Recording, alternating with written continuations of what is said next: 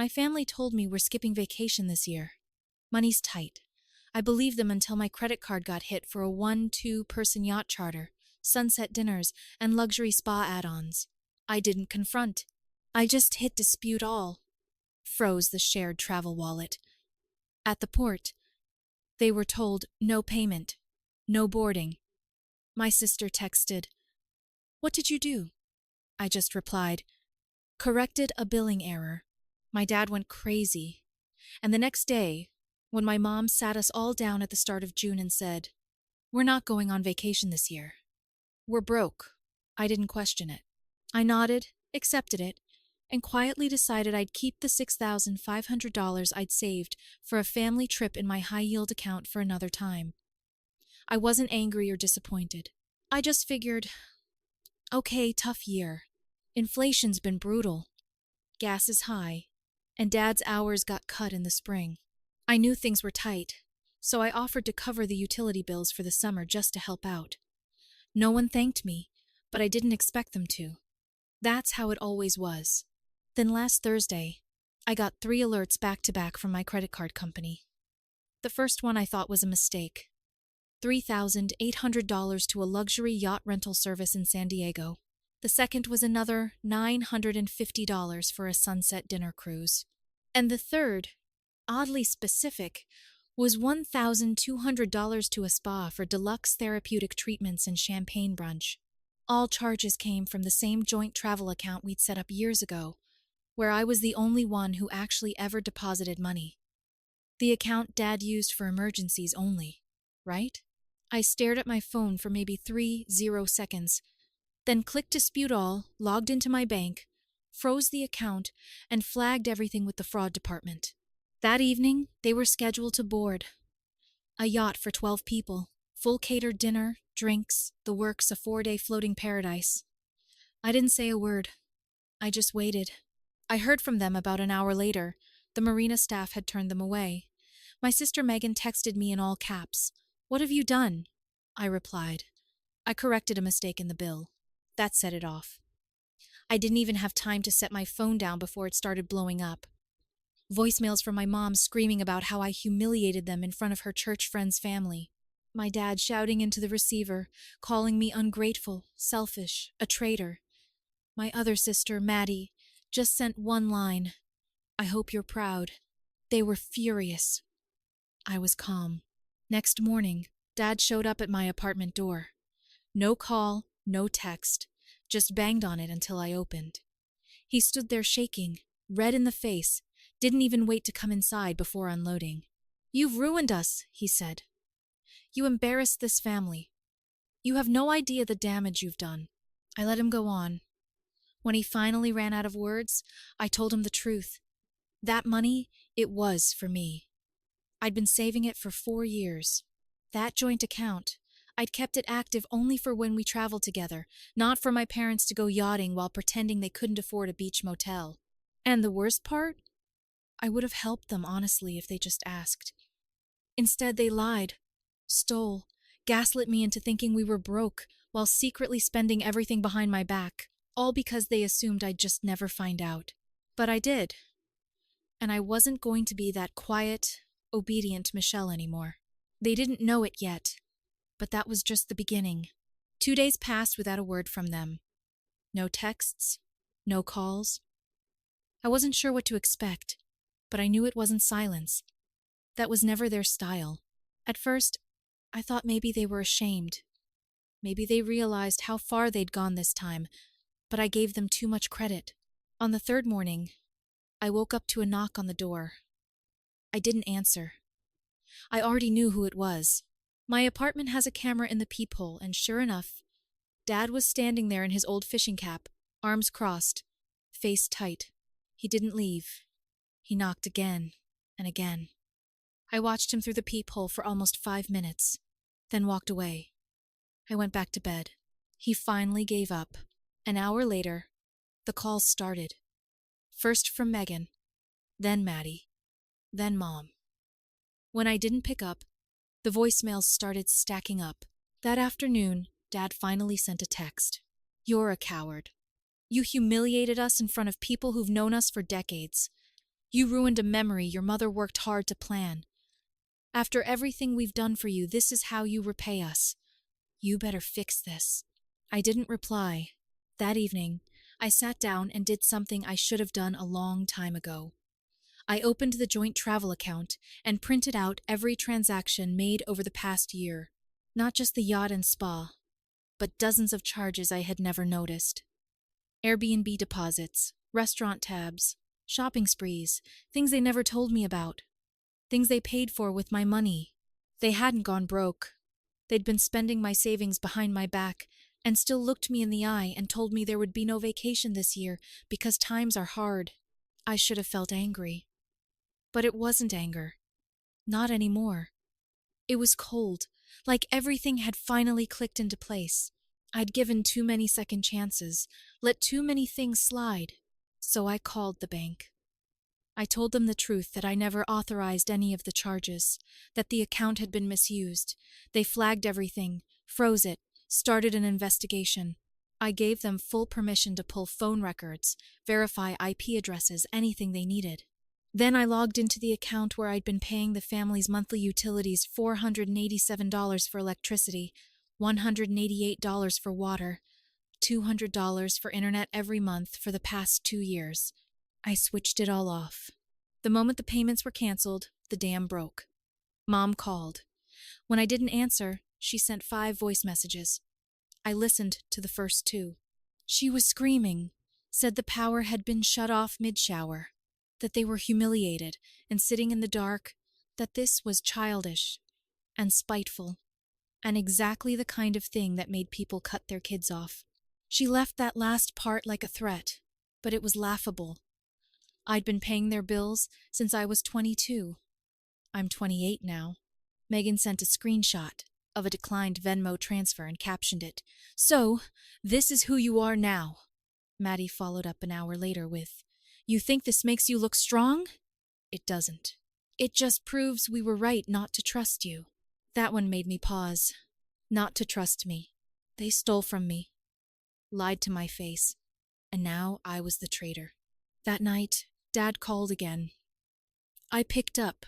He launched right in, told me I was a disgrace, that I was acting like a stranger, that I was playing with things I didn't understand, that I had ruined them.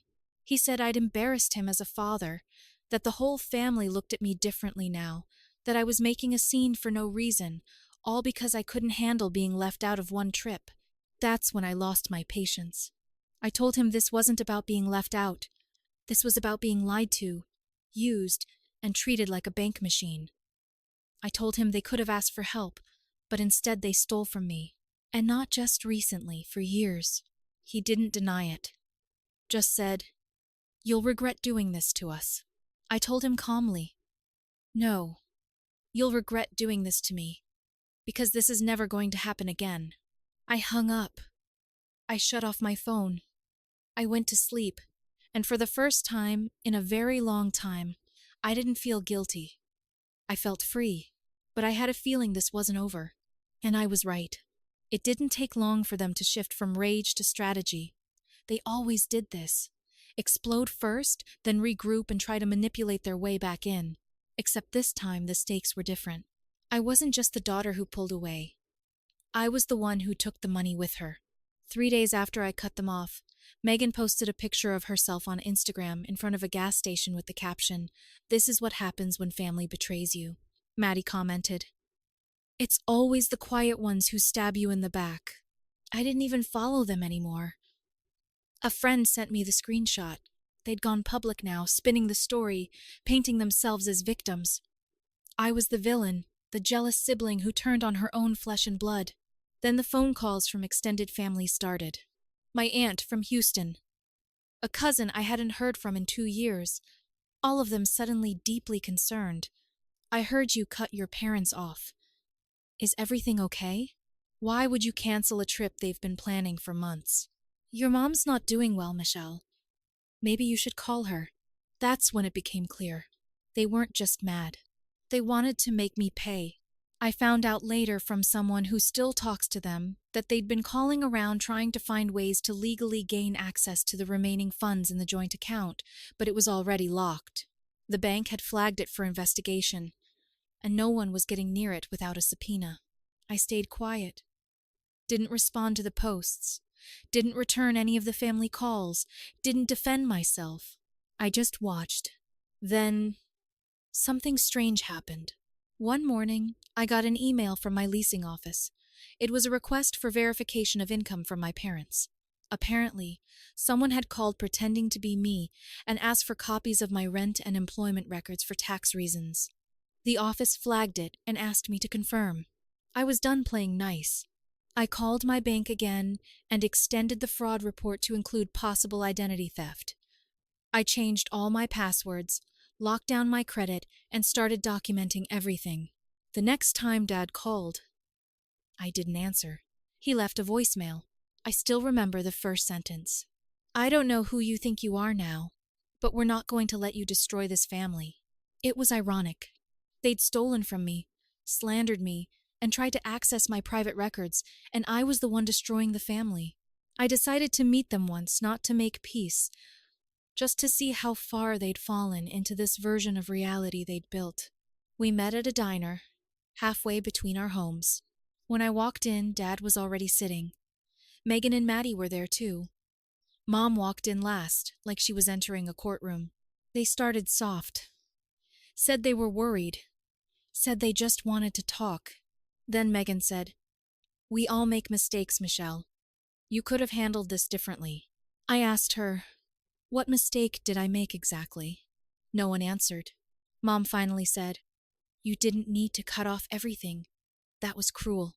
I leaned back and told them I was done being the family's ATM, that the line was crossed the moment they used my money and lied about it, that this wasn't about the yacht or the spa or the dinner. It was about the years of taking, and never once asking if I was okay. Dad's expression changed. Then he dropped the calm act. Said I was acting like a king punishing his peasants. Said I'd become arrogant, that I wasn't raised to be like this. I told him, "You're right. I wasn't raised. I was used." He stood up and walked out. Megan followed. Maddie glared at me. Only Mom stayed for a moment longer. She said, "This family isn't going to forget this." I told her, "Good. Maybe then they'll finally remember what they did." She left. It was only July, and I had a feeling things were just getting started. But I wasn't afraid. I had nothing left to lose, and everything to gain. After that diner meeting, things went quiet. Not calm quiet like the silence before a storm. I knew they were planning something. It was never over with them after one confrontation. They weren't the kind of people who accepted consequences. They were the kind who saw boundaries as puzzles to solve. 2 weeks went by. Then the next wave hit. It started with a letter. A real, physical letter folded twice and shoved into my mailbox. No stamp, no return address, just my name in Dad's handwriting. Inside was a single page, a printed document titled Notice of Family Obligation. I actually laughed when I saw it. He tried to make it look official. Said I owed the family $23,000 for years of unpaid support and resources given during my upbringing. He listed groceries, utilities from when I was a teenager, even a line item for Wi-Fi, access 2009 to 2016. There was no signature at the bottom, just 2 words. Make it right. I tossed it in the trash and blocked his number again. The next day, Megan tried to get into my building, told the doorman she was checking on her brother. He's having mental health problems.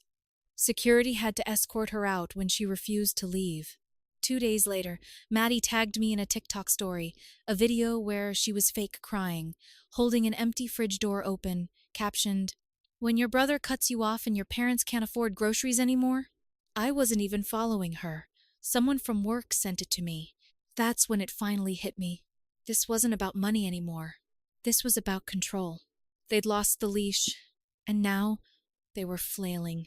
But I stayed calm. I called my HR department and flagged everything. I explained the situation just in case someone from my family tried to contact them, because I wouldn't put it past Dad to fake a reference call or something even messier. My boss was understanding. a little stunned, but supportive. Then I checked my Venmo again. Megan had requested $2,500 with the note, emergency. Maddie requested $800 with just a sad face emoji. I didn't reject them. I didn't reply. I just left them sitting there unread. Then something changed. That Sunday, I didn't send over the monthly payment for the house bills. First time in 2 years. Nothing for electric, nothing for gas, nothing for internet. I wanted to see what would happen if they noticed. They did. Monday morning, the calls started again. The power had been cut off during the night. They'd called the utility company who told them the automatic payments had been disabled. Internet was already down. By the afternoon, their water bill had gone overdue too. Mom left a voicemail in tears, begging me to just pay this month and we can talk. Dad texted, "Don't do this to your mother." Maddie wrote, "You're literally torturing us." But I didn't respond. Instead, I sent one final message to the family group chat, the same one they'd used to plan their secret yacht getaway. I wrote, "I'm done being your backup plan. Megan and Maddie are 19 now, adults. Let them get jobs. Let them help you. I spent 6 years paying bills you never thanked me for. I'm not doing it anymore. This isn't revenge. This is clarity." No one replied. For the first time in a long time, my silence was louder than anything they could scream. It took them 2 days to respond to the message I left in the group chat. 2 long, empty days. Not even a typing bubble. I thought maybe they'd finally accepted it. The cutoff, the silence, the end. But no, they were just regrouping. Wednesday afternoon, I got a call from a number I didn't recognize. I let it go to voicemail. A few minutes later, I listened to the message, expecting more guilt or rage. It wasn't either. It was my Uncle Jeff. He hadn't spoken to me in years. He was Dad's older brother, the one they never invited to family events, always said was a drunk or a flake. But his message was calm and direct. "Hey, Michelle. It's Jeff. I heard about everything. You don't owe me anything, but if you want the truth about your dad and that money, call me back." I called him that night. He told me things I didn't know.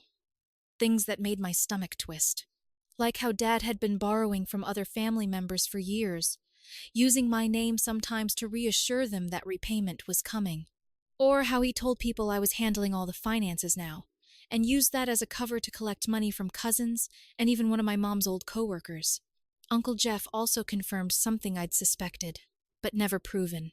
The travel account had been accessed with a clone device. Not from Dad's phone, but from a backup they kept in the house. One I forgot even existed. He told me he saw Megan using it when he visited a few months back. That broke something in me. I had been wrong about the depth of it. It wasn't just entitlement. It was calculated. Organized. They knew exactly what they were doing. Then Jeff said something I didn't expect. "I've been thinking about getting a lawyer. You might want to think about it too.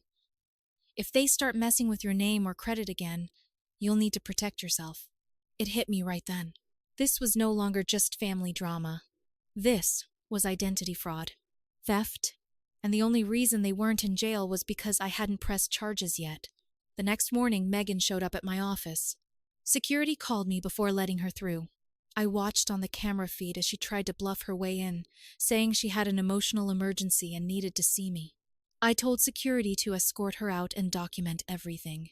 That same day, I got an alert on my credit report. Someone tried to apply for a department store credit card under my name. They used my full name, date of birth, and a previous address. I reported it immediately. That night, I filed an official police report. It wasn't a full criminal complaint yet, but it documented everything. I attached the letter from Dad, the screenshots of the Venmo requests, and the alert from the credit agency. I listed every single thing Uncle Jeff told me, including names. Then I locked my credit for good. The next morning, I got another call, this time from Mom. No voicemail. Just a call. Then another. Then another. I finally answered. She didn't cry this time. She said they knew I talked to Jeff, that I had no idea what kind of damage I was doing to this family. Then, she made it clear. If I took things further, they'd fight back. Be careful, Michelle. You're still our daughter. That was her final card, the last one she had.